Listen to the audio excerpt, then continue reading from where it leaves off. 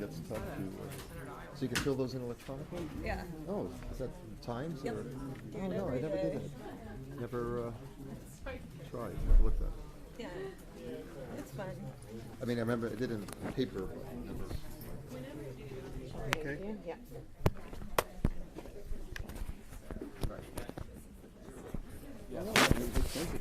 Okay. Okay, great. I do it when I'm waiting for other things to start. It's also something you can start and stop, Exactly. Yeah. Go back to. especially when you don't know how long you've had. Right. You don't want to start a long chapter. Exactly. Yeah. Long I see article. Tim Kenny sitting in the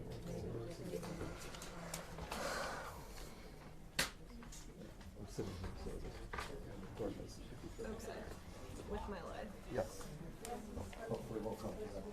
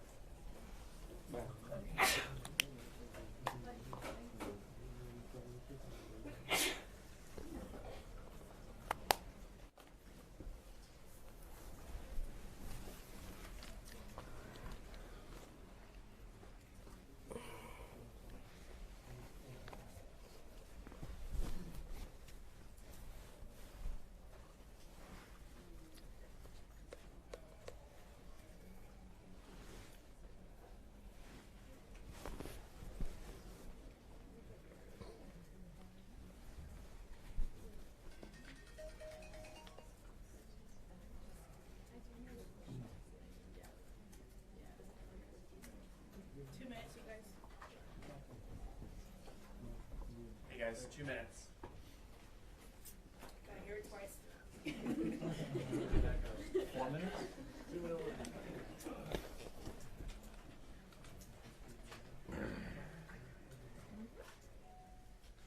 Yeah. It's Wednesday, so it gets harder. Standard Schumer delay.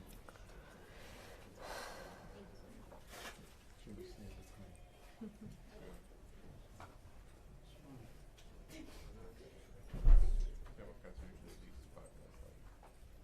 Alexis worse. Larry Denton.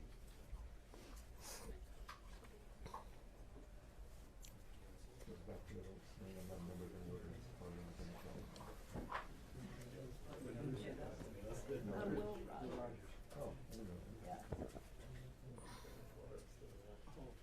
He had a lot of good quotes.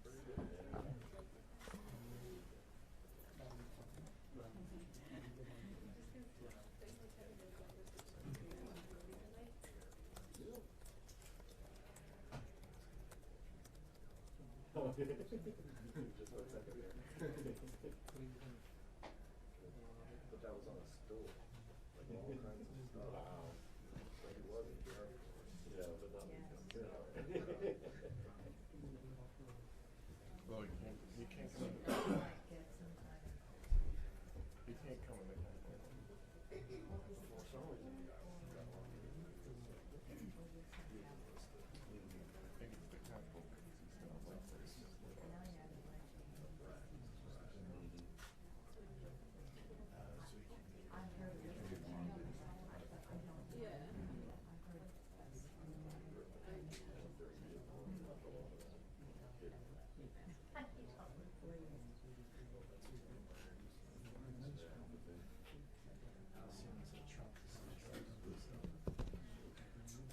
Anyway, crossfits are outside.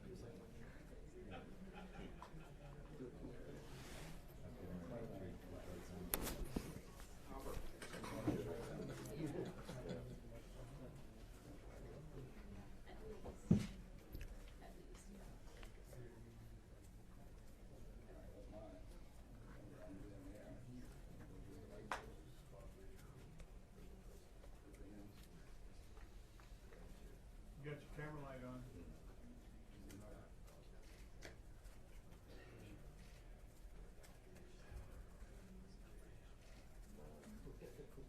What Yeah, I'll say. I wonder how that felt. Inside. No, it's not taking it right.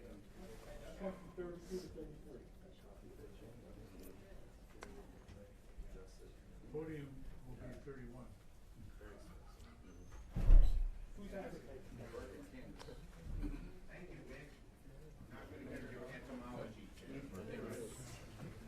In the room.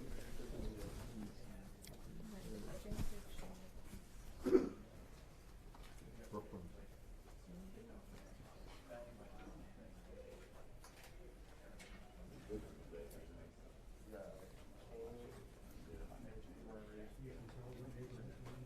No, just follow. Statewide. Then you gotta go Brooklyn. Okay. Good morning, everybody. We'll have no etymology on my staff's names today like we had yesterday, which his whole family is calling up about. Wynn's whole family, wherever Wynn is. Okay. I want to thank my colleagues for being here. Now, yesterday, as you know, the President's counsel ended their defense of the President. Up until the very end, Mr. Sekulow kept making the argument that the case against the President lacked eyewitnesses, knowing full well that his client, the President, was blocking the very eyewitnesses he said the trial lacked. Knowing full well, he knew full well that one of the eyewitnesses, John Bolton, wrote that the President told him he wanted to continue the delay in military assistance to Ukraine until it announced the political investigations that he was seeking. Precisely the conduct charged in the first article of impeachment. Mr. Sekulow had the temerity to stand on the floor of the Senate and say you must acquit the President because there are no eyewitnesses to the conduct alleged by the House, and also that senators must not call eyewitnesses who could confirm it. Of course, Ambassador Sondland was an eyewitness. Mr. Mulvaney admitted the President held up the aid at a press conference. Nonetheless, the President's counsel said, you must have additional eyewitnesses, but you're not allowed to have them. Mr. Sekulow's view of a trial is downright Kafkaesque. Kafkaesque. Remember the book, The Trial? Okay. I think it's a short story. This is a book. No, it's a novel. It's a novel. It's a short novel, not a long story. Okay.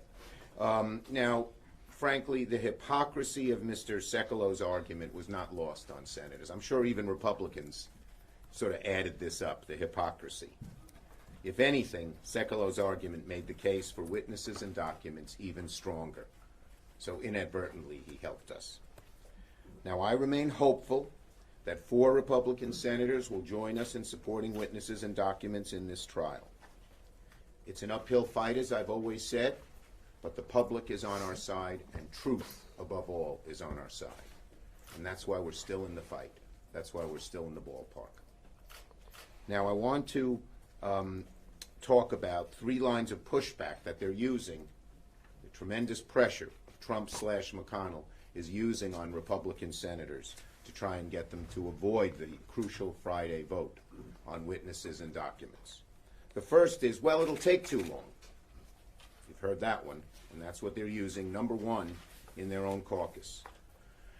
This debate over witnesses and documents began a week ago with Republicans saying, we're not against new evidence, we just want to consider it later. Now that the later is about to arrive, the argument has become, if we vote for witnesses, the trial will drag on too long. I predicted this. We said, you may remember this, a week and a half ago, they're going to say, let's wait, and then when we wait, they're going to say it took too long. We shouldn't have waited. Again, just double talk to avoid the truth.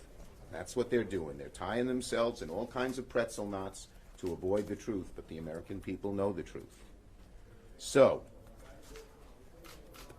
as I said, weeks ago, I said Democrats wanted an agreement on witnesses and documents up front, because if Republicans punted the decision till the end of the trial, they'd claim it would take too long, and Democrats were trying to drag it out, and lo and behold, that's just what's happening. But the Republican argument is wrong. It won't take too long. If my Republican colleagues vote with us to subpoena relevant witnesses and documents, there's no reason for a protracted trial. The 4 sets of documents we've requested have already been collected. They're sitting in boxes at the White House, the State Department, OMB, and the Pentagon. They're ours for the asking. Mr. Bolton has already said he'd testify. There's no reason for delays if the Senate summons Bolton, Mulvaney, Blair, and Duffy.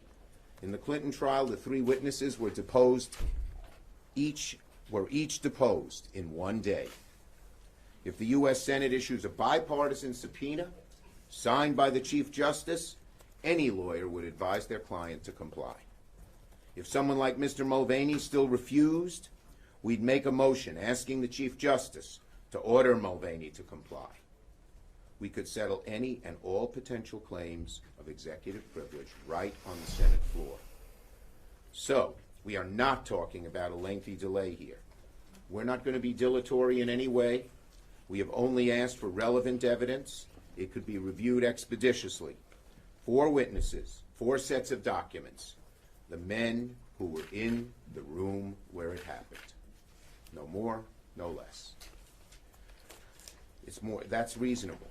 That's why the American people are so strongly in favor of witnesses and documents. Every day the number gets higher. There was another number that I saw on TV today, 75% are with us. My Republican colleagues only have to answer is this. This is the question my Republican colleagues have to answer.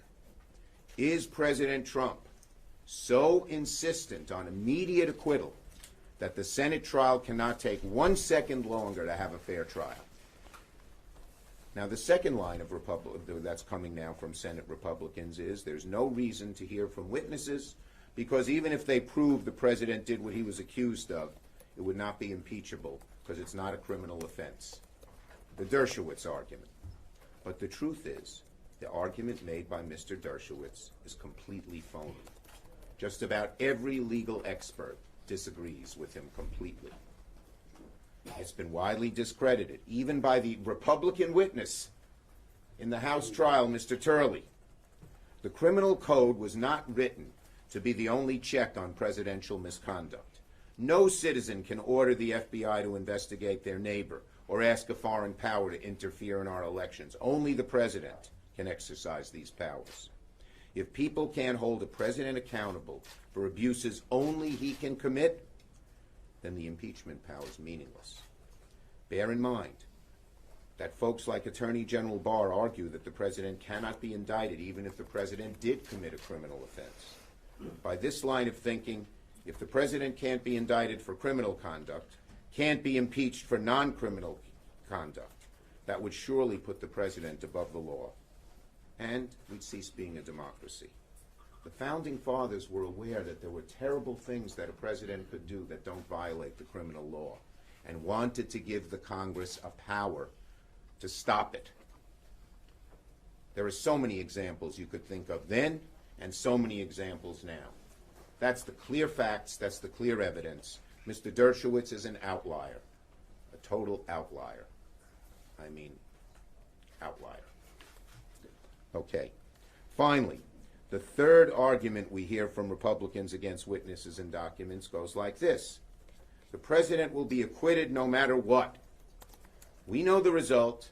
Nothing could change our minds. Why even bother with a fair trial? Talk about being political. Talk about being cynical. I understand the pressure my Republican colleagues are under to wrap this up as fast as possible because President Trump demands it. But we, the Senate, Democrats and Republicans, have an obligation to seek the truth. A fair trial matters, whatever the outcome. Senator Murray. Oh, Senator, do you have to go somewhere? Yeah. Go ahead. Thank you. Thanks, Senator Murray. I have a front row seat, so to speak. I'm right on the floor by the House managers. I've sat in my seat, unlike other members, for this whole period of time. I've listened intently. I've used the skills that I had when I was an attorney, the 28 years that I've been in Congress and asking questions at hearings. and I've listened carefully to the president's team. And the one thing I haven't heard from them is a defense of the facts, What I haven't heard is why the president greenlighted aid to Ukraine 45 times between January of 2017 and June of 2019 to the tune of $1.5 billion. And as the ranking member on the Senate Foreign Relations Committee, there have to be certifications by the Department of State in conjunction with the Department of Defense that says that Ukraine is meeting its responsibilities and goals as it relates to dealing with its fight against corruption. 45 times $1.5 billion between January of 2017 and June of 2019, that money flowed. Those certifications were made. Now, the same period of time that the president's team would have you believe that the president suddenly had an interest in corruption, the issues which they raised, Burisma and the Bidens, preceded the $1.5 billion. Preceded it. So at the end of the day, it's hard to look at the facts. Facts are pretty stubborn. It's hard to look at the facts and reconcile it with the president's defense. Or what I haven't heard is that his own national security officials thought that what he was doing was just fine. No. Or that he wasn't soliciting foreign interference in our elections for his own benefits. So when we start the questioning period today, I want to hear facts, not spin. I've been in enough trials to understand that a little bit of what you do is you have a flash over here, so you're not looking what the other hand is doing over here. And that's largely what I heard the president's defense team do. Create flashes over here so you weren't thinking about the essence, the core of the House manager's case, which is rather compelling. I want to hear that any evidence that the president genuinely cared about rooting out corruption. I want to show me the facts. Conflict against what I just told you about the 45 times and the $1.5 billion. That any evidence that this was official foreign policy. And through all the hearings we've ever had on Ukraine, I can tell you that I never heard that was official foreign policy of the United States. And lastly, two last points. You know, it is amazing that you have a witness who provides essential information to the core of Article 1, abuse of power, who says, I am willing to come forward, and who ultimately we would have our colleagues not call for them to, that person to come forward. Now, I've heard my colleagues, several of them say that they would like to see witnesses. Well, sometimes in this institution you don't get what you'd like to see happen, but they can by simply casting a vote for witnesses. They can make what they say they'd like to see happen, which would be an honest, fair, and transparent trial as a result of it. They can make John Bolton, they can make Mick Mulvaney, and the other critical witnesses, a very small universe, by the way, that we have asked for that we believe are critical at the end of the day. They can make that happen. And then the results of the trial will be fair, honest, and transparent, at least. And then lastly, as someone who has been an ardent believer in the checks and balances in the separate co-equal branch of government, and have done that even with administrations of my own party, if the President of the United States can deny all witnesses, all documents, as I consistently see outside of impeachment, impeachment has only personified what this administration has done.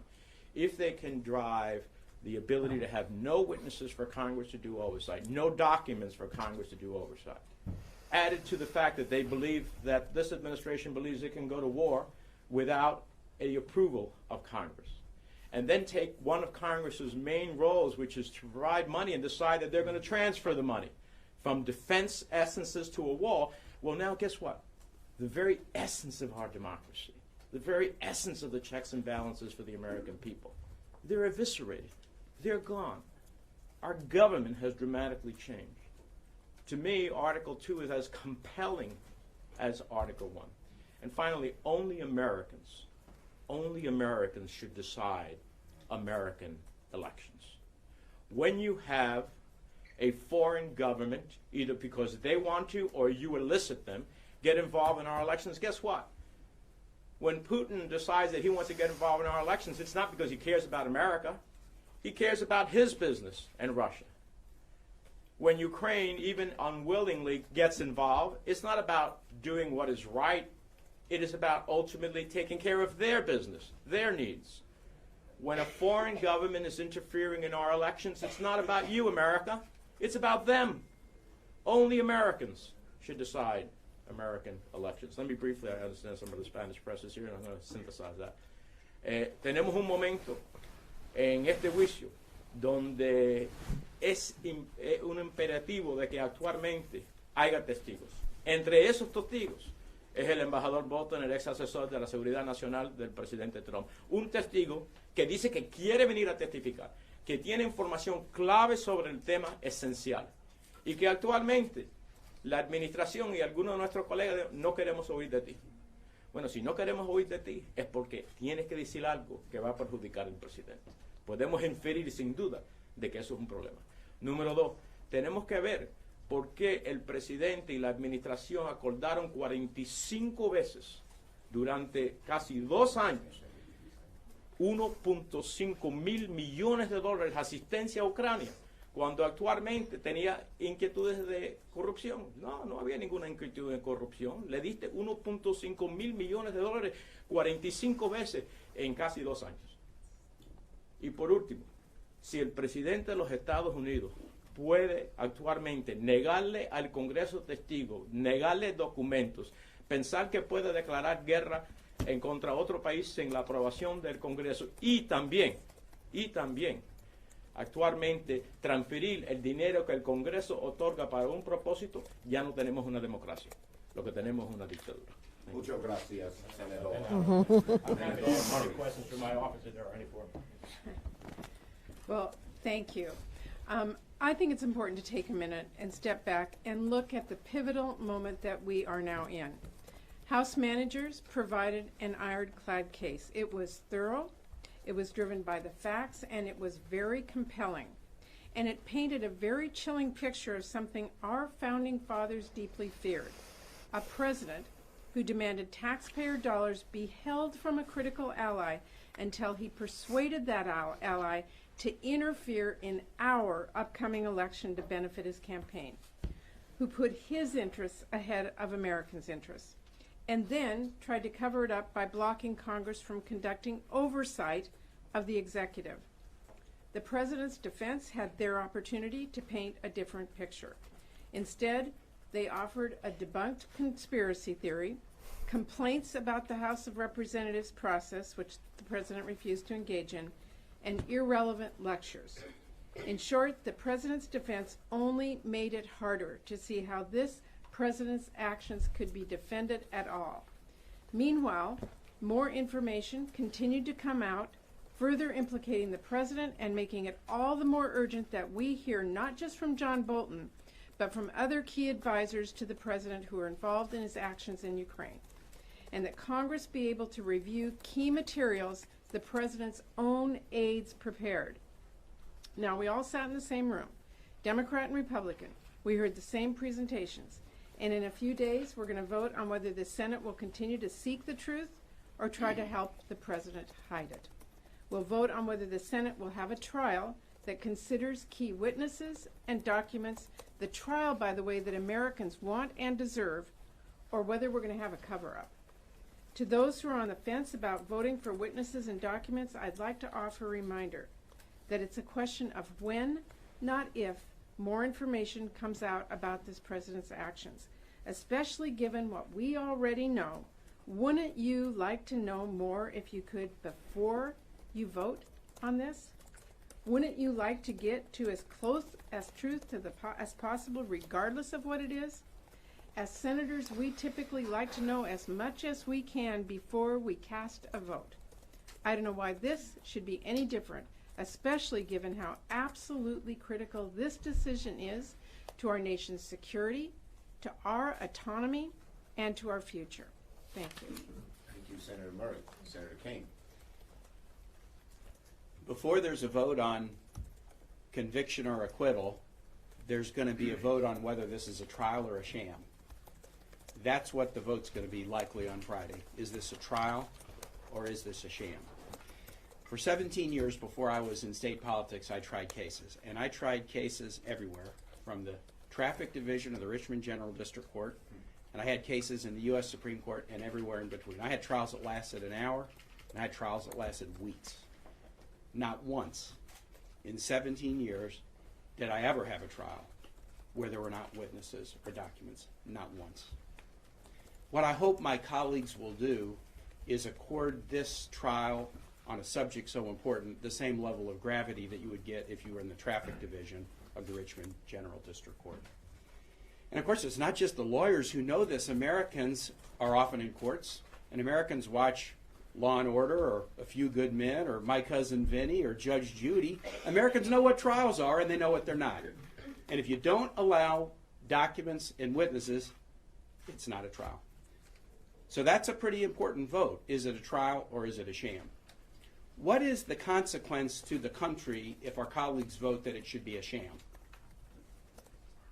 Obviously, first, by not holding the president accountable, by not getting the documents that they've gathered, you're basically giving a green light to the president to do whatever the president wants. In this case, the evidence is that the president so wanted to hide the Ukraine scheme from Congress that they put the transcript in a secret server, and then they violated the Impeachment Control Act by not notifying Congress of the hold, and then they violated the Whistleblower Act by not timely sending to Congress evidence of the whistleblower. They wanted to hide it. And so the first consequence of a sham vote would be to say the president can do whatever the president wants. The second consequence is not about the president, it's about the Senate. It's about, it will send a message to the American public that you can't trust the Senate. The Senate said they would deliver impartial justice, and they didn't. But the last consequence, and this is an important one, and I go back to my time as a trial lawyer. There's a lot of people in this country who have real questions about whether our justice system delivers impartial justice. You see deep anxiety about that across this country. Does our justice system deliver impartial justice? Is it capable of delivering impartial justice? Or are there different systems? Is there a system for like regular everyday folks, and is there a different system for rich and powerful folks? A lot of people have deep, deep concerns about this. If they watch a trial in the United States Senate, presided over by the Chief Justice of the United States Supreme Court, a trial regarding the behavior of the most powerful person in this country, and they come to believe, oh, there's a different standard for a rich and powerful person. A rich and powerful person gets to hide all the evidence, hide all the witnesses, not be held accountable for the actual facts and evidence. It will confirm in many, many people the deep cynicism and anxiety they have about our system of justice. Let's stand for the proposition that we can still do justice in this country. And let's reject an effort to turn this solemn proceeding into a sham. Thank you for my colleagues for their eloquent statements. Senator Schumer, a member of your Democratic caucus, Joe Manchin, said today he believes Hunter Biden would be a relevant witness. What do you say to Senator Manchin? Look, our goal, we want witnesses, documents in the room where it happened, to quote the Hamilton play and actually Bolton's book. The four witnesses we have suggested are eyewitness to what happened. The documents are eyewitness. Hunter Biden is irrelevant and a distraction. But beside that, it's not up to Joe Manchin. It's not up to any of us. The Republicans could call Hunter Biden today. They have the votes. Trump and McConnell could call for Hunter Biden today. They don't want to. They know it would turn things into a circus. I don't even know if they'd have the votes in their own Republican caucus for it. And it's a terrible argument for the president. Here, the House managers have argued that the president was willing to risk our national security and risk the sanctity of our elections to go after Joe Biden and his son. Now they're saying we even want to risk the solemnity of a trial in the Senate on impeachment to go after Hunter Biden and his son. It's irrelevant. It's a distraction. It's running away from the truth, and it's up to the Republicans, and solely the Republicans, to do it. We're not for it. Yes. Lev Parnas is on Capitol Hill. He's actually in your office right now picking up his impeachment trial ticket. He seems to know quite a lot. Why don't you want to hear from him? Well, we're looking at the 4 witnesses that we've asked for. Those are the ones who were in the room when it happened. Lev Parnas wasn't in the room where it happened, and so that's why we've asked him. His lawyer called us up and asked for tickets, like many New York constituents, and we said you can get tickets. We give them out to the New Yorkers who've asked. I'm not sure Parnas would be allowed in because of the electronics around his ankle. Yes. Senator, Friday's vote, while lots of folks are talking about it as if it's a decision to all witnesses, it's only a vote to make it in order to Correct. debate and vote Correct. on other witnesses. Is there maybe too much focus on this one vote? Because even if the Senate were to vote for to be in order to call witnesses, that doesn't mean anyone is going to get called after that. Look, that was a contrivance of Mitch McConnell and maybe some of his colleagues. We wanted witnesses immediately. That could have moved things along quickly. And they came up with this because they didn't have the votes to shut down witnesses and documents then, so they had this kick the can down the road theory. If we get 4 votes, we'll then have to decide. We'll have votes on which witnesses and which documents are available, and they'll be decided by majority vote. But the first step is to get 4 votes just to even allow this to happen, and we are working as hard as we can to see that that happens. Yes.